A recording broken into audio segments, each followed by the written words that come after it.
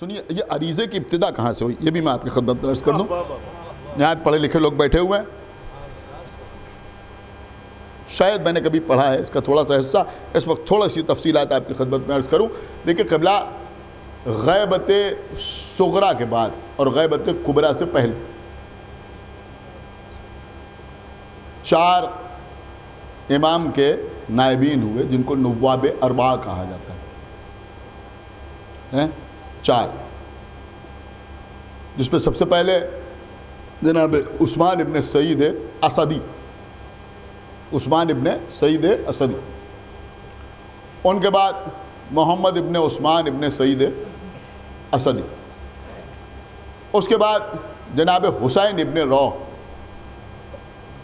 اور حسین ابن روح کے بعد آخری جناب علی ابن محمد سمری.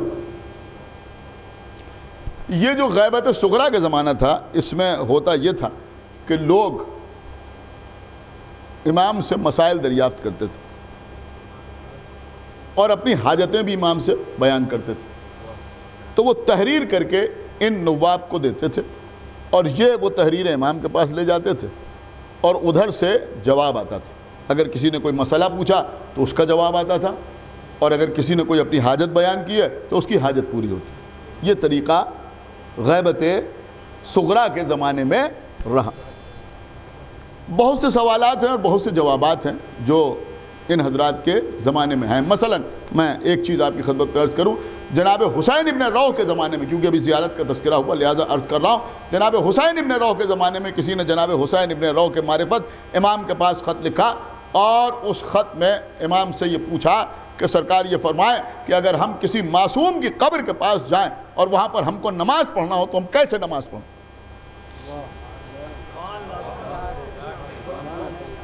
قبر کے داہنی جانب کھڑے ہو کے نماز پڑھیں یا بائیں جانب کھڑے ہو کے نماز پڑھیں یا قبر کے آگے کھڑے ہو کے نماز پڑھیں یا قبر کو سامنے رکھ کے نماز پڑھیں؟ تو امام نے جواب دیا کہ نہ تو قبر کے آگے کھڑے ہو کے نماز پڑھو.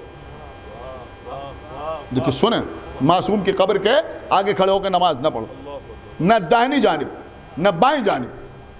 معصوم کی قبر کے نہ داہنی جانب کھڑے ہو کے نماز پڑھو نہ بائیں جانب کھڑے ہو کے نماز پڑھو, بلکہ نماز جو پڑھو وہ اس طرح پڑھو کہ امام کی قبر تمہارے سامنے ہو. ایک صلوات پڑھنا پر محمد و آل محمد. سنا آپ نے؟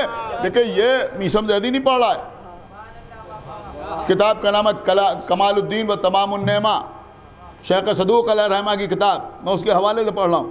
بیان الانوار میں علامہ مجلسی نے بھی انہی کے حوالے سے نقل کیا. تو امام نے فرمایا کہ معصوم کی قبر کے نہ دائنی جانب نہ بائیں جانب اور نہ سامنے کھڑے ہو کے آگے کھڑے ہو کے نماز پڑھو. اور اس کے بعد آپ کو معلوم ہے امام نے کیا فرمایا؟ امام نے فرمایا کہ اس لیے کہ امام قبر میں بھی امام ہی ہوتا. اللہ اکبر. شاید سارے مجمع نے توجہ نہیں فرمائی ہے.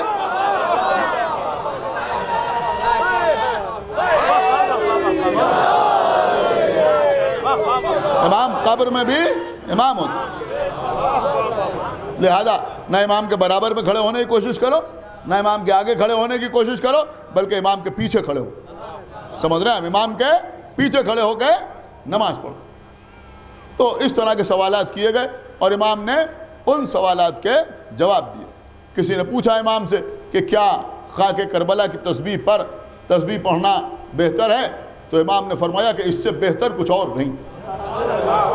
دیکھیں یہ جناب حسین ابن روح کے ذریعے پوچھا گیا اور امام نے انہی کے ذریعے جواب دیا. سارا مجمع سنیں اور یہ بات آپ اپنے ذہن میں رکھیں کہ کوشش یہ کیجئے کہ جب آپ تسبیح پڑھیں نماز کے بعد ہر جگہ جا نماز میں خاک کربلا کی ایک تسبیح ہونا نہایت ضروری ہے, نہایت ضروری.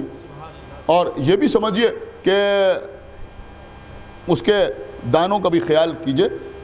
جو تسبیحاں بن کے آ رہی ہیں وہ بہت زیادہ درست نہیں ہوتی بلکہ اکثر درست نہیں ہوتی. تو میں عرض یہ کر رہا تھا کہ جناب حسین ابن روح کے ذریعے سے ان سوالات کے جواب آئے اور تمام سوالات ہیں ان کے جوابات ہیں. تو میں عرض یہ کر رہا تھا کہ اس وقت 2 طرح کے خطوط امام کی خدمت میں ان لوگوں کے ذریعے سے جاتے تھے.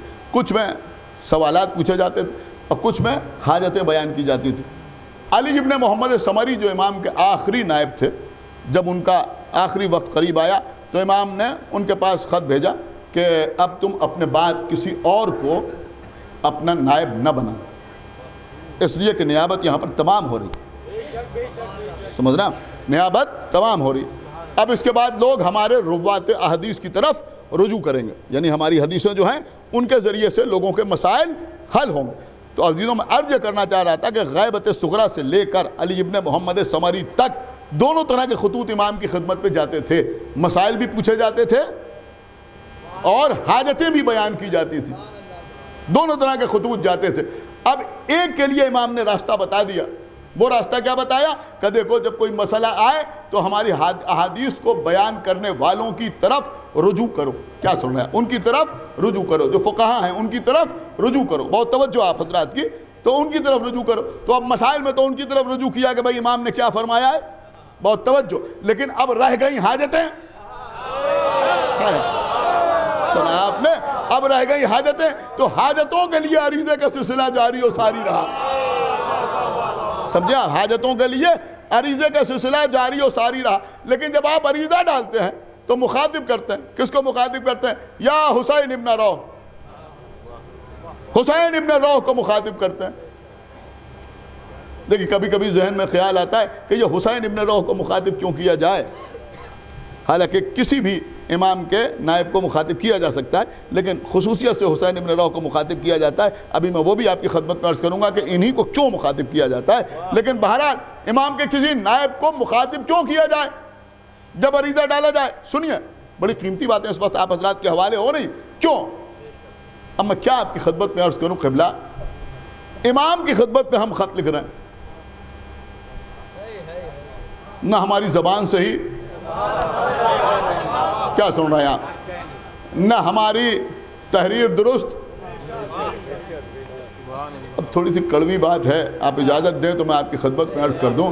اب میں کیا عرض کروں، سورہ فاتحہ کی گزارش کے لیے جو پرچے آتے ہیں، ماشاءاللہ، ایک صلوات پڑھے بار محمد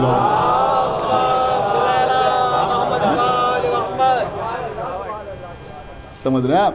تو بہرحال اس میں جیسے جیسے نام لکھے ہوتے ہیں، صرف اردو کی بات نہیں کر رہا ہوں، انگریزی میں لکھے ہوں تو بھی جو اسپیلنگ ہوتی ہے، ہندی میں لکھے ہوں تب بھی جو املا ہوتا ہے، بات کر رہے ہیں آپ، اگر ویسے ہی پڑھ دیں تو لوگ ناراض ہو جائیں۔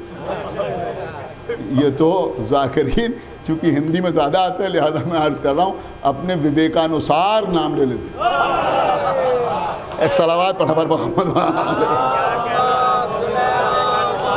ایک صلوات اور پڑھا پر محمد، بس سچ عرض کروں اجازت بھائی۔ تو بہرحال تو ایسے ایسے لوگ بھیجتے ہیں۔ تو اب آپ مجھے بتائیں کہ جہاں عالم یہ ہو، غور کر رہے ہیں آپ، اب وہاں خط جا رہا ہے امام کی خدمت میں، آپ غور نہیں کر رہے، خط جا رہا ہے امام کی خدمت۔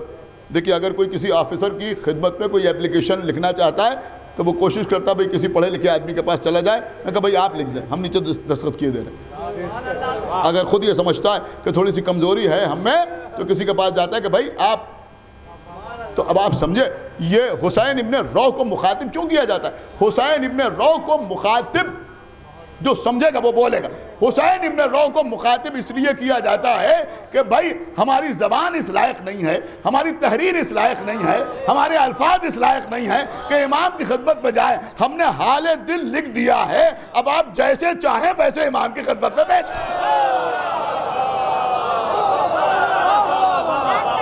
آپ جیسے چاہیں ویسے امام کی خدمت میں پیش کر دیں۔ اب عزیزوں یہ 4 نواب میں جناب حسین ابن روح کا انتخاب بھی کیوں؟ بس آخری بات، بہار الانوار سے جناب حسین ابن روح کے زمانے میں ایک عورت، ایک خاتون، ایک مومنہ پتہ پوچھتی ہوئی آئی کہ اس وقت امام کا نائب کون ہے۔ کسی نے حسین ابن روح کا پتہ بتایا، وہ ان کی خدمت میں پہنچی، اس وقت سامرہ میں مقیم تھے۔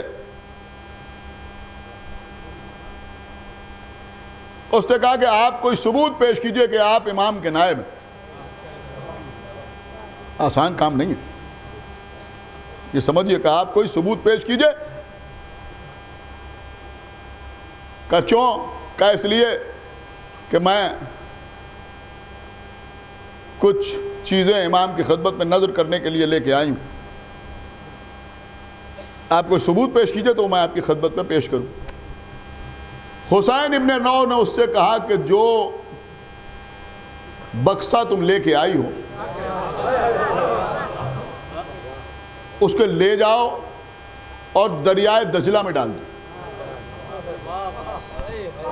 ہائے ہائے، آپ نے غور ہی نہیں کیا، جاؤ جا کے دریائے دجلہ میں ڈال دو۔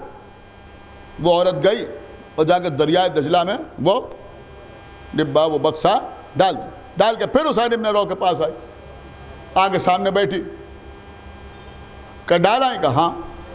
دریا میں؟ کہاں؟ کہا دیکھ لیا تھا غرق ہو گیا؟ کہاں غرق ہو گیا، ڈوب گیا۔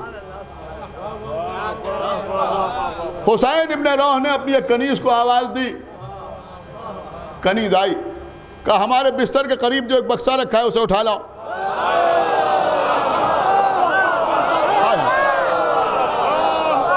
سنیں قبلہ سنیں، کہ ہمارے بستر کے قریب جو ایک بکسہ رکھا ہے وہ اٹھا لاؤ۔ کنیز وہ بکسہ لے کے آئی، مقفل بکسہ، اس کی چابی اس عورت کے پاس، بکسہ دریا میں ڈال کے آئی، کہا دیکھ یہ تیرا بکسہ ہے؟ کہا ہاں ہاں میرا ہی بکسہ ہے۔ جناب حسین ابن رو نے کہا میں بتاؤں اس میں کیا کیا ہے؟ اللہ اکبر، کیا سن رہے ہیں آپ؟ لیکن جس کا امام سے رابطہ ہوتا ہے وہ کم سے کم اس منزل پر ہوتا ہے۔ ایک صلوات پڑھے ہمارے محمد والے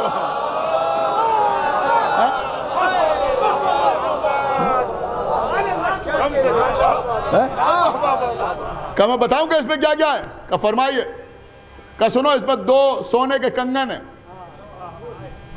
2 سونے کے کنگن ہیں۔ پھر فرمایا کہ اس میں ایک ہار ہے جس پہ جواہرات لگے ہوئے ہیں، سونے کا ہے اور جواہرات بھی ہیں۔ اس میں 2 چھوٹی چھوٹی بالیاں ہیں، اس میں بھی ہیرے ٹکے ہوئے ہیں۔ پھر فرمایا اس میں 2 چاندی کی انگوٹھیاں ہیں، ایک پر فیروزہ ہے لگا ہوا ہے اور دوسرے میں عقیق ہے، ایک عقیق کی انگوٹھی ہے، فیروزے کی انگوٹھی ہے۔ اس کی آنکھوں سے آنسو بہنے لگے۔ اس بکسے کو کھولا تو اس پہ یہی چیزیں ملی۔